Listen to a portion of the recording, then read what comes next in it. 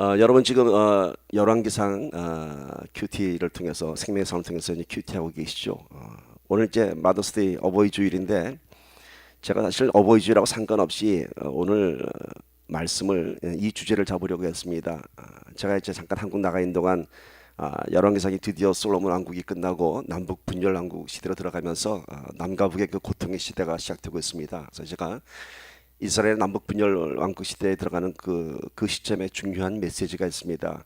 그래서 그 메시지를 전하고 싶었는데 그 메시지 안에 바로 오늘 그 어버이의 믿음에 대한 어버이 믿음의 유산에 대한 메시지가 들어가 있습니다. 그래서 참 우리 하나님께서 절묘하게 시와 때를 맞춰서 말씀을 주시는 것에 참 감사드렸습니다.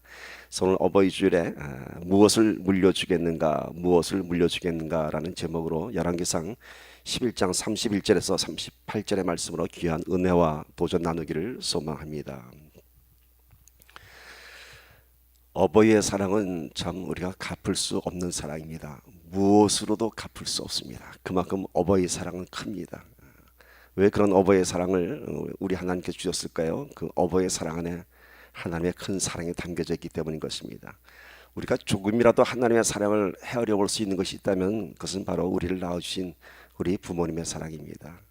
어떤 글을 보니까 그런 글이 있더라고요. 누구에게 식사 한 끼 대접받으면 그것이 감사하고 미안해서 언젠가 그 식사 한 끼 대접하고 싶은 마음이 우리한테 생깁니다. 그러나 우리에게 늘 한 끼가 아니라 늘 우리를 위해서 사랑 베푸신 어머니에 대한 감사는 늘 우리가 부족한 마음으로 살아가고 있지 않은가 그런 생각합니다. 오늘 이 어버이 주일에 우리 한번 우리에게 베푸신 그 어머님들의 사랑을 기억하고 이제는 우리가 무엇을 물려줄 수 있는가. 사랑은 당연한 사랑을 우리가 자식들에게 물려주는 것은 우리의 본능입니다. 그것 말고 그 사랑 안에 우리가 무엇을 물려주겠는가. 오늘 큰 믿음의 유산을 나눠주는 믿음의 어버이가 되기를 간절히 소망합니다. 자, 오늘 말씀은요. 오늘 말씀 안에 그 이스라엘 분열 왕국 시대가 들어가는 그 참 중요한 기점이 되는 사건이 기록되어 있습니다. 오늘 이 안에 중요한 메시지가 바로 믿음의 유산에 관한 것입니다. 바로 다윗의 믿음과 솔로몬의 타락에 관한 것이 오늘 이 이스라엘 분열 왕국 시대의 큰 주제 중에 하나입니다. 한 아버지의 믿음으로 인해서 아들의 징계를 다음대로 미루게 하였고 한 아버지의 타락으로 인해서 그 민족이 받는 그 큰 고통을 아들이 받게 되는 장면을 볼 수 있습니다. 오늘 이 이스라엘의 역사 가운데 담겨진 아버지의 믿음의 유산에 대해서 한번 생각해 봅시다. 과연 내가 무엇을 물려줄 수 있겠는가. 나로 인해서 내 아들이 정말 하나님의 징계를 피할 수 있고 오히려 축복의 통로로 들어갈 수 있다면 그것이 우리가 지켜야 할 믿음의 본분인 줄 믿습니다.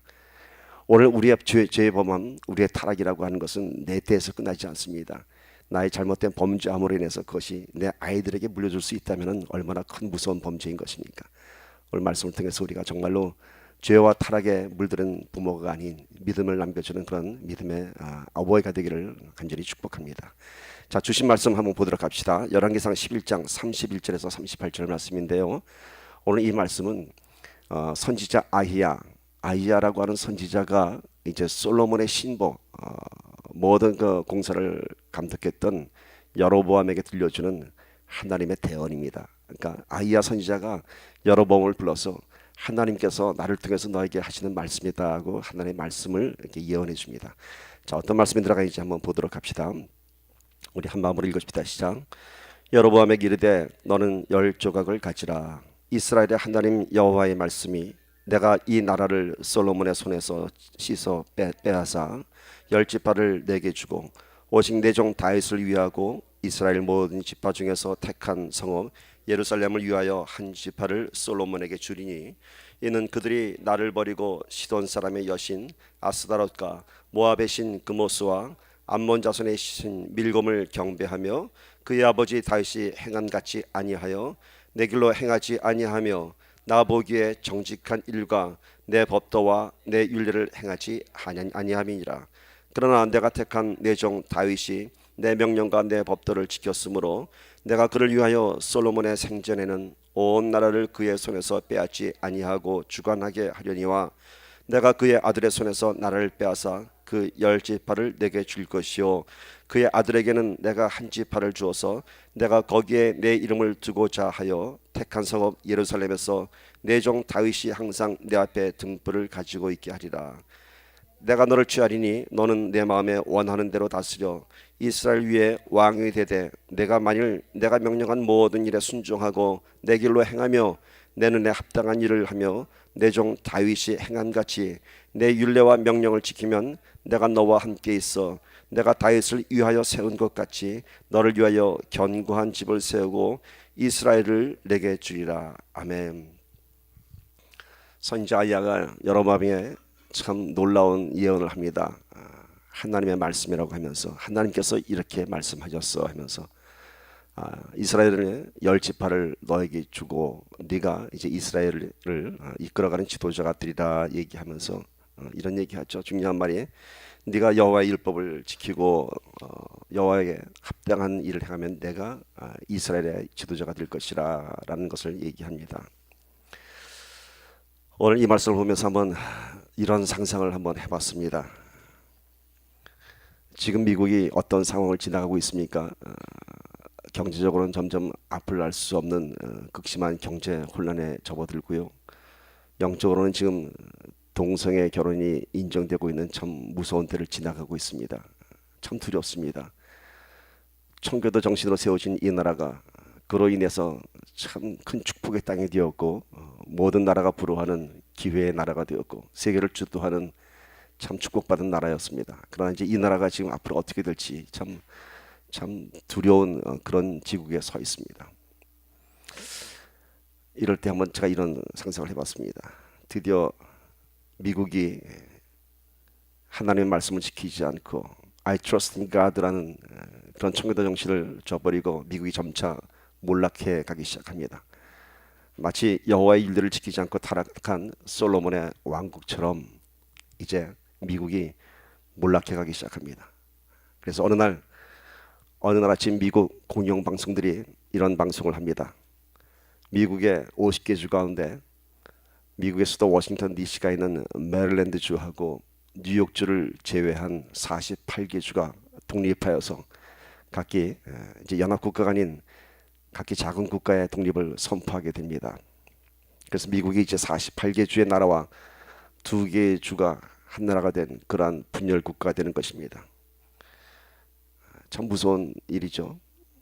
이 미국이 2개 주를 제한 나머지 48개 국가가 다 따로따로 분리 독립되어서 경제적 혼란이 결국 미국의 몰락으로 이끌고 가고 있는 그러한 상황을 한번 생각해 봤습니다. 상상이지만은 얼마든지 가능한 일입니다. 미국이라고 하는 이 경제 대국, 정치 대국이 메릴랜드하고 뉴욕주라는 작은 2주를 빼고 다 48개 주가 뿔뿔이 흩어져서 각기 나는 캘리포니아는 캘리포니아 나라가 되고 뉴멕시코는 뉴멕시코 나라가 되고 이런다면은 참 미국이 앞날은 몰락이라고밖에 설명할 수밖에 없습니다. 그런데 이런 상상 속의 일들이 불과 25년, 30년 전에 구소련이 무너지면서 이러한 결과를 나타낸 것을 우리가 볼 수 있습니다. 구소련이 그렇게 붕괴되고 말았습니다. 그 큰 나라가 쪼개지어서 결국 지금도 분란과 혼란에 쌓이는 것을 알 수 있습니다. 공산주의 국가인 소비에트 유니언이라는 나라가 이제 러시아라고 하는 한 나라와 우즈베키스탄 많은 나라가 분열되었죠. 소수 국가로 분열되고 말았습니다. 소련에서만 볼 수 있는 것이 아니라 역사를 더 거슬러 올라가 보면은 성경 속에 그 역사가 기록되어 있습니다. 바로 이스라엘의 분열 왕국을 얘기하는 것이죠. BC 931년, 지금부터 한 2940년 전의 일입니다. 12지파로 젖과 꿀이 흐르던 가나안 땅을 다스렸고요. 그리고 솔로몬 왕 때는 솔로몬 제국이라고 하는 그 번영을 누리던 이스라엘이 이제 분열을 하게 됩니다. 솔로몬의 아들 르호보암은 2지파 유다와 베냐민 지파만 다스리게 되고 다윗의 자손이 아닌 다윗의 계보가 아닌 여로보암이라고 하는 솔로몬의 신하가 10개 지파를 다스리는 북이스라엘 왕국을 세우게 됩니다. 이로부터 인해서 그 이스라엘이라고 하는 나라는 북이스라엘과 남유다로 분열하게 됩니다. 미국의 타락을 우리가 한번 몰락을 상상하면서 여러 가지 끔찍한 상황들을 한번 생각해 봤지만 이것이 결코 상상이 아니라 성경 속에 이러한 역사가 존재했던 사실을 알 수 있습니다. 이 이스라엘의 그 분쟁의 역사를 조명하면서 그 안에서 우리가 분명히 알아야 할 것이 있습니다. 이 몰락의 의미가 무엇인지, 무엇 때문에 나라가 분열되었는지 그 안에 오늘 우리에게 지켜야 할 믿음의 유산이라고 하는 것이 있습니다. 오늘의 말씀의 주제를 이 역사 가운데서 한번 생각해 보기를 바랍니다. 무엇을 물려주겠는가? 자, 남북왕국 이 분열 시대의 배경을 한번 드라마처럼 소개해 봅시다. 다윗 왕국을 시작으로 이스라엘은 이제 한 국가 체제를 이루게 되고요. 솔로몬 왕국 때에는 그들의 민족의 역사에서 가장 번영을 누리는 그런 축복된 시기를 누리게 됩니다. 전무후무한 번영을 누린 나라였습니다. 그래서요, 당시에는 솔로몬 시대에는 주변 모든 국가들이 조공을 바쳤고요, 하나님의 성전이 건축되었고요.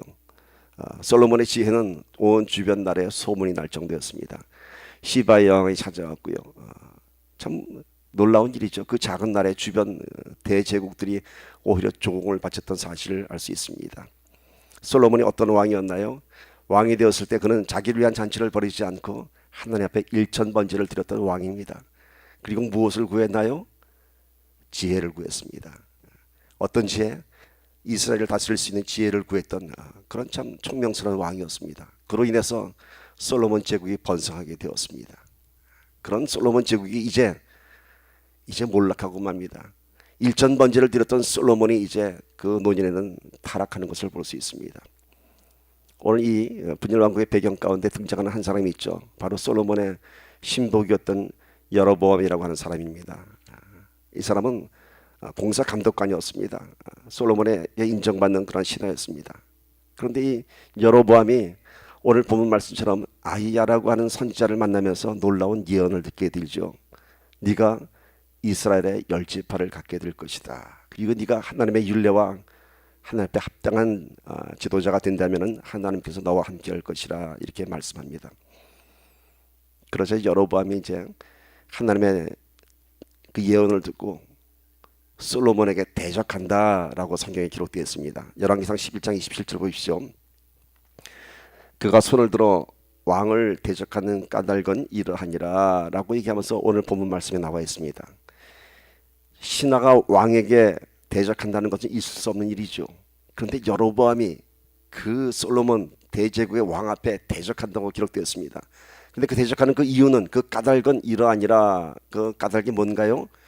하나님의 예언을, 하나님의 대언을 들었던 것이죠. 너에게 10지파를 주리라. 이스라엘의 대권을 주겠다는 이 예언을 들은 여로보암은 솔로몬이 무섭지 않게 그 솔로몬의 정권에 대적을 하게 됩니다. 오늘 이 예언의 배경은 하나님께서 솔로몬의 아들 르호보암을 버리고 여로보암을 선택하는 그러한 장면을 볼 수 있는데요. 이 배경은 하나님께서 다윗의 가문을 버리고 여로보암을 세운 것이 아니라 그 배경 밑바탕에는 솔로몬의 타락이 있었던 것입니다. 솔로몬의 타락 때문에 이제 여로보암을 이스라엘의 지도자로 세우고 르호보암을 버리는 것을 볼 수 있습니다. 아버지의 타락으로 인해서 솔로몬의 타락으로 인해서 그것이 르호보암에게 그 어려운 일이 물려지게 됩니다. 우리가 그런 생각을 하죠. 왜 죄진 거는 타락한 건 솔로몬인데 왜 르호보암이 그런 징계를 받아야 하는가? 거기에는 다윗의 믿음의 유산이 있었습니다. 오늘 말씀에도 나오죠. 다윗의 믿음으로 인하여 솔로몬에게는 그 때에는 내가 이 일을 치르지 않게 하고 그 아들 때에 내가 이 나라를 빼앗으리라 얘기합니다. 참 중요한 메시지죠. 다윗의 믿음 때문에 솔로몬은 그 타락하고 몰락한 나라를 다윗은 징계를 받지 않고 세상을 떠납니다. 무엇 때문에? 다윗의 믿음의 유산 때문에. 그런가 하면 르호보암은 아버지의 타락으로 인해서 아버지 때문에 이 민족이 분열하는 그런 고통을 받게 되는 것을 알 수 있습니다. 이런 배경 가운데 이제 여로보암이 대적을 하자 솔로몬이 가만히 있지 않죠. 여로보암을 죽이려고 합니다. 그러니까 여로보암이 애굽 땅으로 피신하는 것을 볼 수 있습니다. 요즘으로 치면은 마치 정치 망명을 떠나는 모습입니다. 그리고 이제 솔로몬 왕이 죽고 대를 이어서 이제 솔로몬의 아들 르호보암이 왕이 되었습니다. 그러자 애굽의 피신해 있던 여로보암이 예루살렘으로 돌아옵니다. 이제 정권이 바뀌게 되었고요. 해외로 망명하던 민주투사가 다시 돌아온 것 같은 그런 장면입니다. 그러자 사람들이 누구에게 다 모여들었나요? 여로보암에게 몰려들었습니다. 르호보암이 솔로몬의 아들로서 왕이 되었지만 사람들은 다 여로보암에게 몰려들었습니다. 그리고 그에게 백성들이 어려운 일들을 이 여로보암에게 이제 얘기를 합니다. 솔로몬 왕 때 성전을 짓느라고 우리가 이렇게 고생을 했으니 이제는 르호보암 때는 우리가 그 무거운 부역을 좀 면하게 하고 세금도 좀 감면하게 해달라고 이렇게 요청을 합니다. 그 요청이 이제 르호보암에게 들어갔습니다. 귀에 들어갔습니다.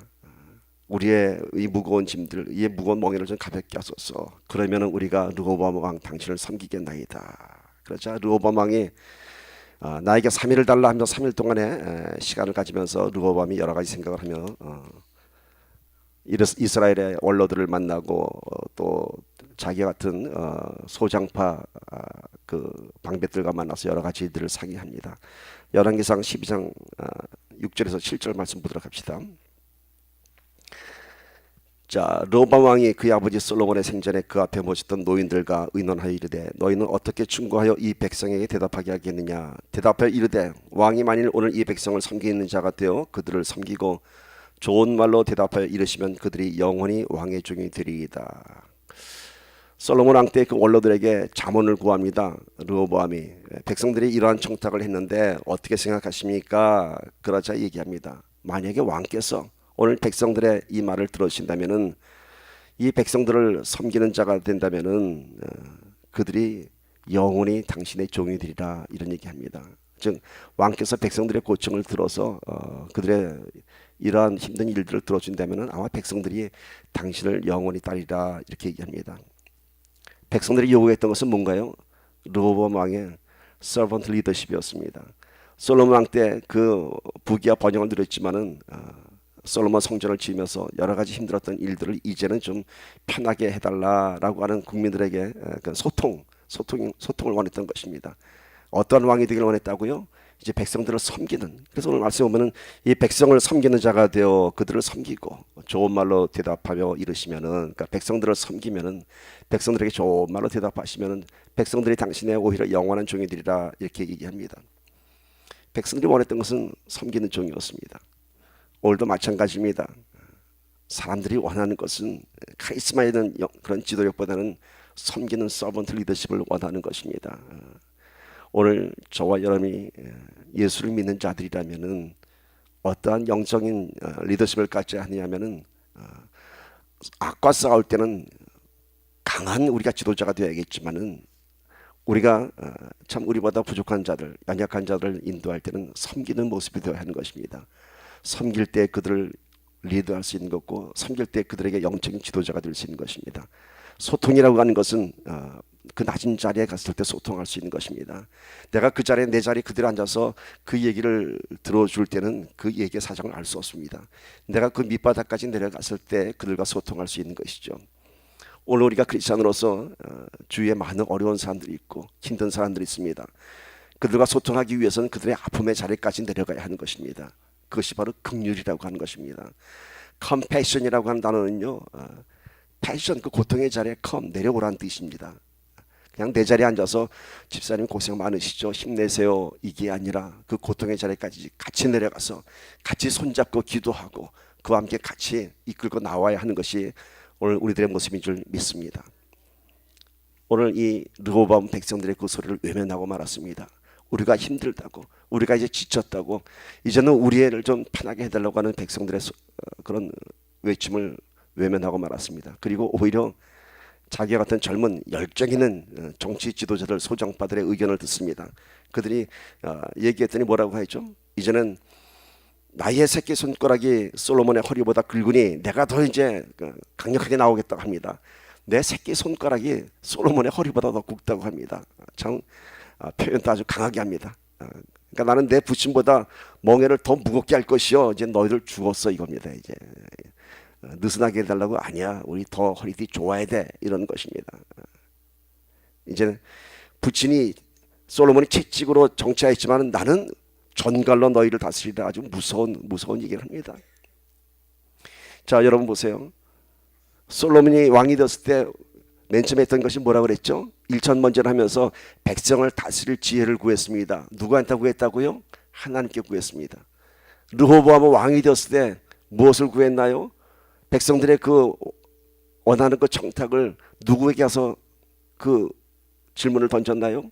하나님께 묻지 않았습니다. 그는 정치 원로들에게 물었고 소장파 젊은 정치인들에게 물었습니다. 그 지혜의 출처가 하나님이 아닌 사람이었던 것입니다. 그것도 그나마 하나님의 경륜을 아는 원로들의 말을 듣지 않고 아주 그냥 열정적인, 그것이 바로 민족을 구하는 것 같은 그런 소장파들의 의견을 듣고 결국 르호보암은 백성들에게 원망을 드는 지도자가 되고 말았습니다. 오늘 우리는 삶의 많은 문제 가운데 있어서 우리가 지혜를 구할 때가 있습니다. 그때 누구한테 구해야 한다고요? 하나님께 구해야 하는 것입니다. 나보다 더 많은 것을 가진 자들에게 물어보는 것이 아니라, 나보다 더 많은 경험을 가진 자들에게 물어보는 것이 아니라, 내가 도움을 받을 수 있는 누군가에게 찾아가서 물어보는 것이 아니라 하나님께 물어봐야 하는 것입니다.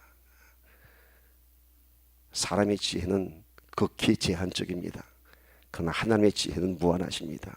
그 하나님의 지혜는 어쩌면 우리에게 그것이 실현 가능하지 않은 것을 하나님께서 요구하실 때가 있습니다. 하나님, 그건 좀 저하고 아닌 것 같은데요. 아니에요. 순종하시면 그 안에 하나님의 뜻을 깨달을 수 있는 것입니다. 솔로몬은 그렇게 솔로몬 왕국을 일으켰던 사람인 것입니다. 하나님의 지혜로 다스렸던 왕입니다. 그런 그가 이제 노년에 참 몰락하고 타락하면서 이렇게 나라가 이렇게 찢어지는 고통을 받게 되는 것입니다. 자, 르호보암 왕이 소통이 되지 않았던 이유가 뭔가요? 하나님의 지혜, 하나님의 진리를 가려버리고만 소정파 정치인들의 그런 기득권의 주장이었던 것입니다. 하나님과 소통이 되지 않는 이유는 뭔가요? 내 삶의 주도권을 빼앗기지 않으려 하기 때문인 것입니다.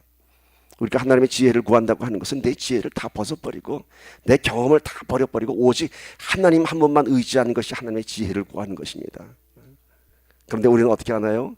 내 경험과 내 지혜와 내가 도움받을 수 있는 그 어떤 내 주변의 모든 환경들을 다 동원하고 그 다음에 엑스트라로 하나님 뭐 이렇게 기도하지 않습니까? 거꾸로 돼야 됩니다. 하나님이 우선이 돼야 됩니다. 하나님이 우선이 돼야 됩니다. 우리 애들이 찬양할 때 우리 노 목사님이 충격받으신 것 같아요. 우리 성경이가 하나님 우리를 만져주십시오.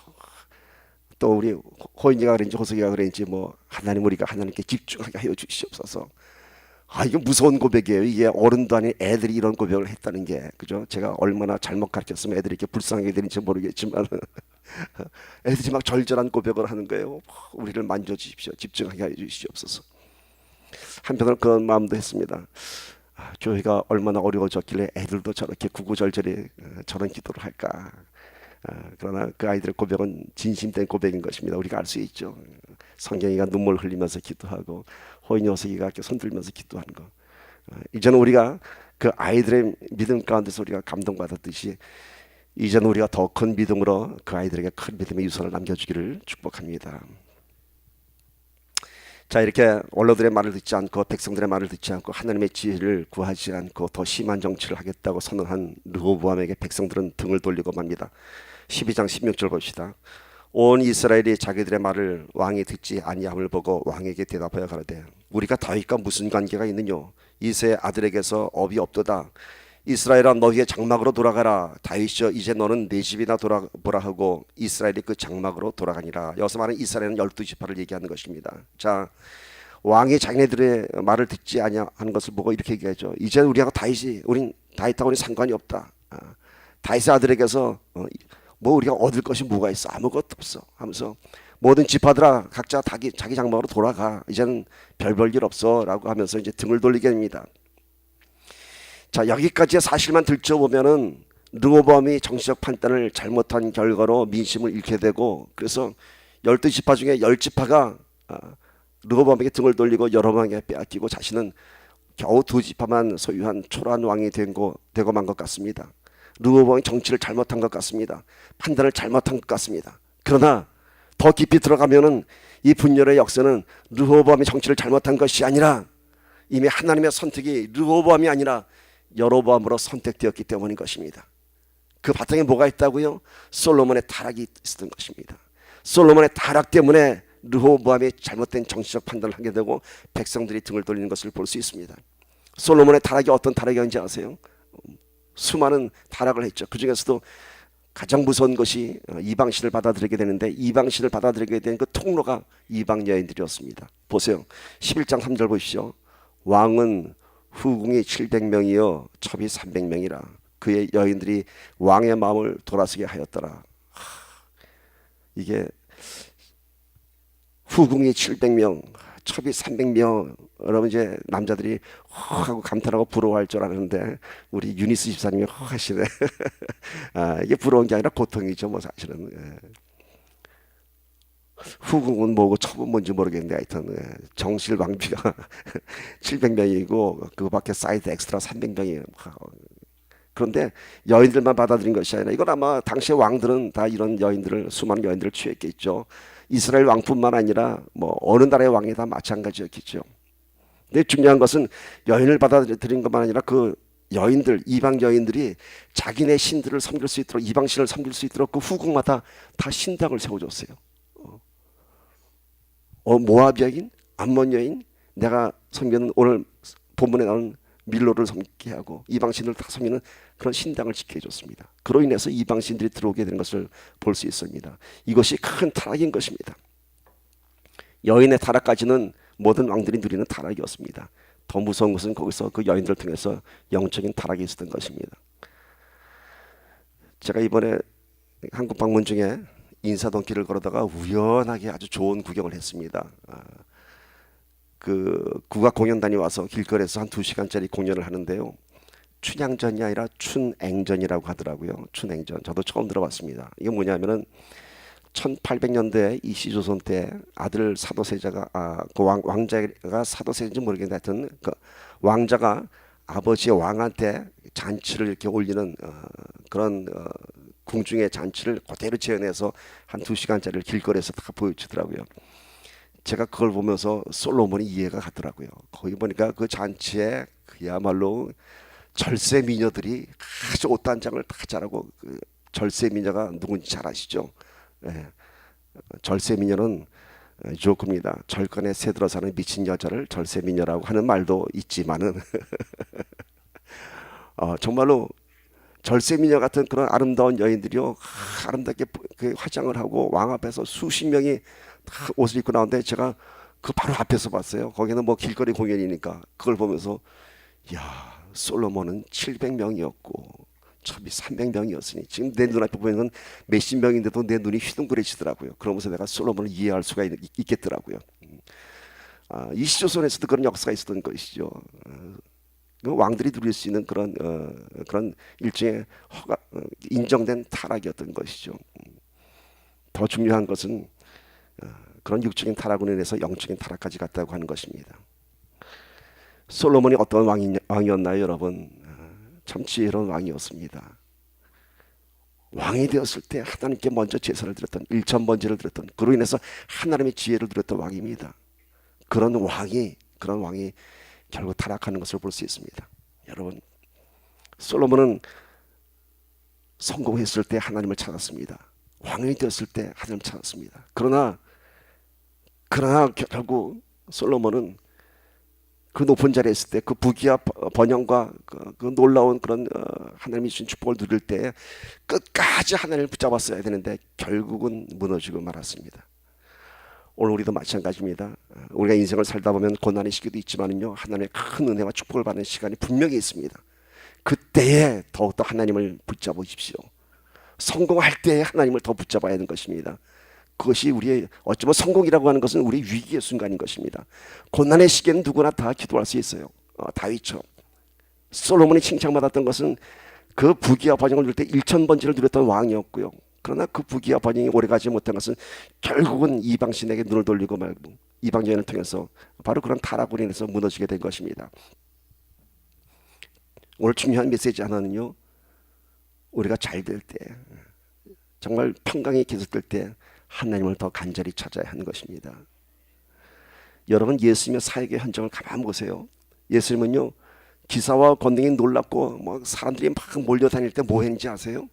그때 예수님은 따로 올라가서서 기도하셨어요. 사람들에게 와 오병이의 표적을 일으켰을 때 사람들은 그 5천 명, 2만 명이나 되는 사람들이 쫓아다녔어요. 사람들로부터 막 인정을 받고 예수님이 막 환호를 받고 그럴 때 예수님이 어디 가신지 아세요? 제자들을 다 갈릴리 바다로 건너가게 하시고 예수님이 혼자 기도하셨어요. 예수님이 누굽니까? 하나님의 아들이에요. 그런데도 성경에서 기도 제일 많이 한 사람이 예수님이에요. 놀랍지 않습니까 여러분? 하나님의 아들도 이 땅에 오셔갖고 제일 많이 한 것이 기도예요. 기도. 우리는 얼마나 보잘것없는 존재입니까? 얼마나 기도를 하나 한번 생각해 보기를 바랍니다. 그리고 내가 잘 나갈 때 평안할 때 얼마큼 기도하는가. 예수님께서는 그 기적의 현장에서 오히려 더 간절히 기도하셨습니다. 그리고 제자들에게 이런 말씀을 물어보셨어요. 오병이의 표적을 일으키고 나서 사람들이 나를 뭐라고 하느냐. 사람들이 나를 뭐라고 하느냐. 이 질문에는요 여러분 예수님께서 야 내가 이렇게 오병이의 표적 보였더니 사람들이 뭐래. 이런 거를 듣고 싶은 그런 마음이 아닙니다. 그러나 우리는 그래요. 우리는 그래요. 우리는 뭔가 내가 내 삶에서 막 놀라운 일이 나면은 뭔가 칭찬받으려고 그러고 인정받으려고 그럽니다. 사람들이 뭐라 그래? 사람들이 뭐라 했죠? 세례 요한이라기도 하고 엘리야라고도 하고 선지자라고도 합니다. 이게 무슨 뜻인지 아세요, 여러분? 세례 요한과 예수를 구별하지 못해서 그런 것이 아니라 사람들이 예수님은 세례 요한 같은 분이고 엘리야 같은 분이고 선지자 같은 분입니다. 이렇게 얘기합니다. 세례 요한이 누구였나요? 무서운 카리스마를 갖고 있는 사람이에요. 왜냐하면요, 이 사람은 광야에서 사람을 불러 모은 사람들이에요. 뭔가 메시지를 전하려면 광야에서 사람들 많이 모인 데 가서 해야 되는데 세례 요한은 얼마나 이 카리스마가 있었는지 광야에서 외치는데 사람들이 몰려들었던 사람이에요. 그러니까 예수님 보러 그런 거예요. 예수님도 세례 요한보다 더 많이 몰려드니까 세례 요한 같아요. 엘리야 능력의 선지자, 기도의 선지자. 사람들이 엘리야라고 그래요. 그리고 성경에 그 수많은 선지자 같다고 그래요. 예수님은 그 대답에 관심이 없었습니다. 그러면 너희는 나를 뭐라고 하느냐라고 물으십니다. 너희는 나를. 예수님은 사람들의 그런 평가에 아무 그런 관심이 없으셨습니다. 오히려 내 제자들 너희는 나를 뭐라고 그러냐. 그러니까 베드로가 주는 그리스도시요 살아계신 하나님의 아들이십니다. 예수님은 이 답을 듣기를 원하시는데 그러나 이 답마저도 네 마음에서 온 것이 아니라 하나님께서 주신 것이라 이렇게 얘기합니다. 제가 한번 그런 생각을 해봤습니다. 하나님께서 나를 어떻게 생각하실까? 하나님께서 나를 어떻게 생각하실까? 가슴이 철렁 앉았습니다. 여러분도 한번 질문 던져보십시오. 하나님께서 나를 뭐라고 하실까? 뭐라고 하실까? 참 부족한 우리들입니다. 늘 참 아픈 기도를 하고 있습니다. 그러나 그것이 우리의 순수한 고백이라면 우리 하나님께서 너는 내 사랑하는 아들이야, 너는 내 사랑하는 딸이야 라고 우리에게 큰 힘과 위로 주실 줄 믿습니다. 사람의 평가에 연연하지 마시고요, 하나님께 인정받는 저와 여러분 되기를 축복합니다. 이번에도 갔다가 제가 한국에서 한 10년 만에 만나는 몇 분들을 잠깐 만나뵀더니 꼭 물어보더라고요. 교회가 많이 부흥됐죠? 성도가 얼마나 되세요? 늘 제가 하는 대답이 있습니다. 예, 아직 1000명이 안 됐습니다. 그럼 막 놀래요. 1000명이 가까이 되는 줄 알고 막 부러워합니다. 1000명이 무슨 상관이 있습니까? 저한테는 12명이 더 귀합니다 라는 말로 딱 또 한번 던지죠. 여러분이 그렇게 귀합니다. 저한테는. 여러분은 저를 어떻게 생각하십니까? 라고 한번 질문 던져보고 있습니다. 여러분께 인정받는 종이 아니라 하나님께 인정받는 저와 여러분이 되기를 축복합니다. 자, 1점 번제를 드렸던 솔로몬은 그의 기도가 멈추자 타락하고 말았습니다.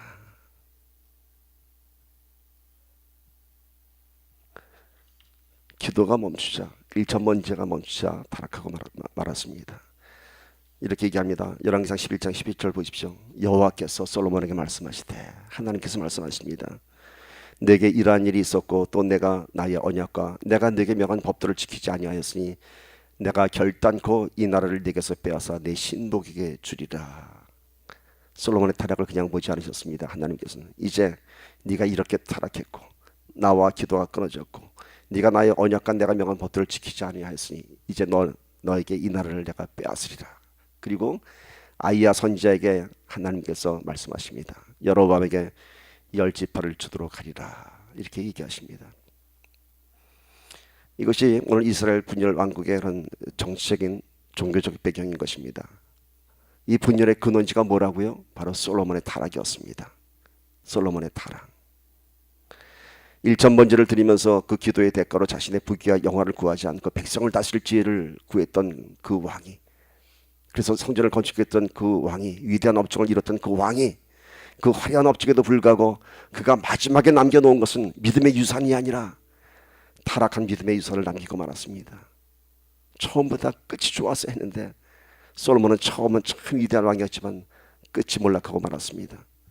그로 인해서 그의 아들 르호보암은 모든 백성들에게 마음을 빼앗겼고 초라한 왕이 되고 말았습니다. 르호보암의 정치적 판단이 부족해서 그래서 정치에 실패한 것이 아니라 이미 그의 아들의 실패는 그의 아버지 솔로몬의 타락으로 인한 하나님의 징계인 것입니다. 그런가 하면은 다윗은 하나님의 마음에 합한 그런 믿음의 유산을 남겼고요. 그의 아들 솔로몬의 범죄에도 불구하고 하나님은 그 솔로몬을 치지 아니하셨고 그 다음 때는 미루셨습니다. 다윗의 믿음 때문이었습니다. 오늘 말씀 보세요. 열왕기상 11장 12절. 그러나 내 아비 다윗을 위하여 내 세대에는 이 일을 행치 아니하고 내 아들의 손에서 빼앗으려니와. 얼마나 다윗을 사랑하셨으면 하나님께서 그의 아들 솔로몬의 타락에도 불구하고 그 솔로몬에게는 침묵하시면서 그 죄의 대가를 솔로몬의 아들에게 옮기셨을까. 여러분, 저와 여러분의 믿음은 오늘 우리들의 세대에서 끝나는 것이 아니라 내 아들과 딸들이 또 그 후손에게까지 우리의 믿음의 유산이 영향력을 끼친다는 사실을 간절하게 한번 믿으시기를 축복합니다. 오늘 우리의 믿음은 내 때에서 끝나는 것이 아니라 내 믿음으로 인해서 내 아들 딸들이 하나님의 인도함을 받고 내 그 기도 하나로 인해서 내 후손들이 믿음의 자손이 될 수 있다고 하는 것입니다. 오늘 내가 잘한 것이 나의 잘함이 아니고, 오늘 내가 잘된 것이 내가 잘해서 한 것이 아니고 내 뒤에 어머님의 기도가 있었다면 그것은 어머님의 큰 믿음의 유산인 것입니다. 그런 사람들 참 많이 있습니다. 나는 기도하지 않았는데 난 너무나 많은 것을 지고 있어요. 가만 생각해 보니까 우리 어머님의 기도였어요 라고 얘기합니다. 오늘 우리는 그러한 기도의 능력을 물려주는 그런 믿음의 삶을 축복합니다. 비록 지금은 우리가 가난하고 초라할지 모르겠지만은 오늘 우리의 기도 때문에, 우리의 믿음 때문에 우리의 자녀들이 축복받는다면은 그건 우리 인생의 가장 행복한 일인 줄 믿습니다. 미국 대통령 취임 선서에는 마지막에 대법원장 앞에서 성경에 손을 얹고 이러한 고백을 합니다. I swear, 나는 하나님 앞에 맹세합니다. So help me God. 하나님이 이 나라를 도와주시옵소서. 미국은 이 나라의 역사를 하나님이 이끌어가도록 헌법으로도 대통령에게 약속을 받는 나라였습니다. 청교도 정신을 바탕으로 세워진 이 나라가 그 짧은 역사 속에서 번영하고 세계를 이끌어 놀라운 대국이 된 것이 다 하나님의 도우심 때문이었습니다. 그러나 이제는 이 나라가 마치 솔로몬 제국이 타락한 것처럼 그런 타락의 길을 가고 있습니다. 동성애를 인정하는 나라가 되었습니다. 곳곳에서 미국의 영적인 힘이 무너지는 소리가 들렸습니다. 지난주에 백악관에서 몇몇 우리 한국 목사님들이 가서 기도하셨습니다. 많은 분들이 세워진 그 목사님들을 위해서 기도했습니다. 우리 교단 진경총회장이신 한경 목사님들 가서 기도하실 때 많은 분들이 함께 기도했습니다. 제가 어떻게 기도했는지 궁금해서 좀 들어가서 보려는데 잘 다운이 안 되더라고요. 아마 선포하신 대로 기도하신 줄 믿습니다. 오늘 말씀이 우리는 무엇을 남길 것인가 라는 주제였습니다. 다윗의 믿음을 남길 것인가, 타락한 솔로몬의 타락한 믿음을 남길 것인가. 우리의 선택은 너무 당연하죠. 당연히 다윗의 믿음의 유산을 남겨야 하는 것이죠. 땅을 남겨주고 재산을 남겨주는 것이 아니라 오히려 땅과 재산을 다스릴 수 있는 믿음의 유산을 남겨주기를 축복합니다. 그런데 여러분, 유산이라고 하는 것은 나에게 남겨줄 것이 있어야 남겨줄 수 있습니다. 믿음의 유산을 남기려면 내 안에 그러한 믿음이 있어야 하는 것입니다. 내 안에 믿음은 쥐뿔도 없는데 다윗의 믿음을 주겠다고 하면 그건 아니죠. 우리 안에 그런 다윗의 믿음과 같은 그런 큰 믿음의 유산이 세워지기를 축복합니다. 그러면 아마도 우리의 믿음에 큰 동기가 세워질 것입니다. 내 믿음이 나 하나 위한 믿음이 아니라 내 아들, 딸들을 위한 믿음이라면 여러분 아마 열심히 믿을 것입니다. 아멘? 우리에게는 그런 정서가 있지 않습니까? 아들, 딸을 위해서라면 뭐든지 던질 수 있는 그런 동기가 있지 않습니까? 오늘 참 얼마나 귀한 말씀입니까? 아들, 딸들을 위해서 좋은 학교, 좋은 학원 보내려고 그렇게 애쓰지 말고 기도하라는 것입니다. 믿음을 지키라고 하는 것입니다. 그때 하나님께서 그 자녀들 세대에서 놀라운 일들을 행하실 줄 믿습니다. 우리 옛날 어머니들에게는 이런 정서가 있지 않습니까? 과거보다 떠난 아들을 위해서 그 추운 겨울에 찬물로 목욕제기하고 정한수 떠놓고 뒤뜰에서 밤새 비는 어머니의 간절함, 그런 정서가 있지 않습니까? 오늘 우리는 만왕의 왕이신 하나님을 믿는 자녀들입니다. 다행스럽게 그 추운 겨울에 목욕하지 않아도 됩니다. 정한수 떠놓지 않아도 됩니다. 있는 자리에서 간절히 기도하면 되는 것입니다. 이런 예화가 있었습니다. 미국 MBC 방송에 보도된 실화입니다. 자폐인 아들을 키우는 아빠가 있었습니다. 아들이 점점 나이가 들었습니다. 자폐 아이는 멀쩡합니다. 그러나 의사가 소통이 안 되고 사회성이 전혀 없습니다. 자폐 아들의 특성은 뭔가 한 가지에 특출합니다. 지치질 않습니다. 이 자폐아가 수영을 배웠습니다. 어느 날 바다에 뛰어들었습니다. 이 아이가 바다를 향해서 나가는데 거침없이 수영을 해나갑니다. 자폐 아이들은 두려움이 없습니다. 누구보다도 수영을 잘합니다. 아빠가 아들을 구하기 위해서 쫓아나갔습니다. 아빠는 수영을 잘 못합니다. 그런데 이 아빠가 얼마 동안 수영한지 아세요? 쫓아갔다고 합니다. 1시간도 아닌. 나중에 기자가 물어봅니다. 어떻게 10시간을 수영할 수 있었냐고. 한마디, 아들을 구하기 위해서입니다. 아들을 구하기 위해서. 아무것도 모르는 자폐아가 파도를 헤치며 10시간을 수영해 나갈 때 그 아빠가 뒤에서 10시간을 쫓아갔습니다. 그리고 배에서 구조되었습니다. 10시간을 수영했다고 합니다. 오늘 여러분에게 질문 던집니다. 여러분은 여러분의 아들, 딸을 위해서 몇 시간 기도하십니까? 몇 시간 기도하십니까? 오늘 우리는 우리를 위해서 간절히 기도했던 믿음의 사람들을 다시 한번 기억해 봅시다. 내가 이 자리에 있는 것은 누군가의 기도 때문에 이 자리에 있는 것입니다. 그렇다면 오늘 우리는 누군가를 위해서 또 기도해야 하는 사랑의 빚을 갖고 있는 것입니다. 여러분의 사랑의 자녀들을 위해서 간절히 기도해 주십시오. 이 어버이 주일에 무엇을 남겨줄 것인가? 믿음으로 우리의 아들, 딸을 지켜주는 어버이가 되기를 주님의 이름으로 간절히 축원합니다. 기도합니다.